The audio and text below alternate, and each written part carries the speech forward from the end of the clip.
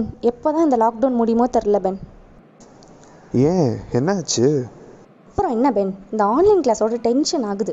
எப்போ பார்த்தாலும் test assignment இப்படியே சாவடிக்கிறாங்க. முக்கியமாக எங்கள் மேக்ஸ் மேமு, அவள் இருக்காளே, வாரத்தில் ஒரு நாள் குவிஸ் வச்சுரா பென். அந்த குவிஸ்க்கு ஆன்சர் பண்ணலன்னா அதுக்கும் எங்களை திட்டுறா.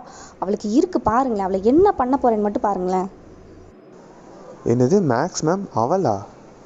அவங்க உங்களோட பெரியவங்க தானே, கொஞ்சமாக ரெஸ்பெக்ட் கொடுங்க.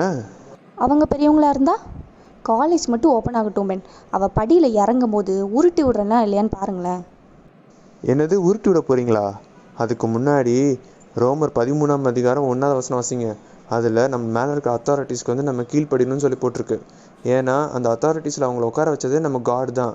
ஓகே, ஸோ இனிமேல் வந்து உங்கள் மேக்ஸ் மேமோ வேறு யாருனாலும் அவன் இவெல்லாம் பேசாதீங்க. உங்களோட மூத்தவங்கன்னா கொஞ்சம் ரெஸ்பெக்ட் கொடுத்து பேசுங்க. போட்டிருக்கு பைபிளில். ஆமாம், அப்படி தான் போட்டிருக்கு. அதை நீ எப்படி தொடர்ந்து ஆசிரியங்கன்னு வச்சுக்கவேன். அப்படி கீழ்ப்படியாதவங்களுக்கு வந்து எந்த மாதிரியான பனிஷ்மெண்ட் வரும்னு சொல்லி போட்டிருக்கு. சரியா? ஸோ இனிமேல் வந்து யாராலும் ரெஸ்பெக்ட் கொடுத்த கற்றுக்க. ஐயையோ, இது தெரியாமல் நான் கண்டமேனிக்கு பேசிட்டேனே பென். இனிமேல் நான் எங்கள் மேக்ஸ் மேமை திட்டவே மாட்டேன் பென். எங்கள் மேக்ஸ் மேமுன்னு இல்லை, எல்லா பெரியவங்களுக்கும் நான் இனிமேல் மரியாதை கொடுக்க கற்றுக்குறேன் பென். ஐயோ, நம்ம வேறு ஸ்டைலாக காட்டுக்குள்ளே தனியாக வந்துட்டோமே. இப்போ வந்ததுக்கப்புறம் ரொம்ப பயமாக இருக்கே. என்ன பண்ணுறது? உங்கள் எல்லோரும் நான் அடுத்த வீடியோவில் பார்க்குறேன். பாய்.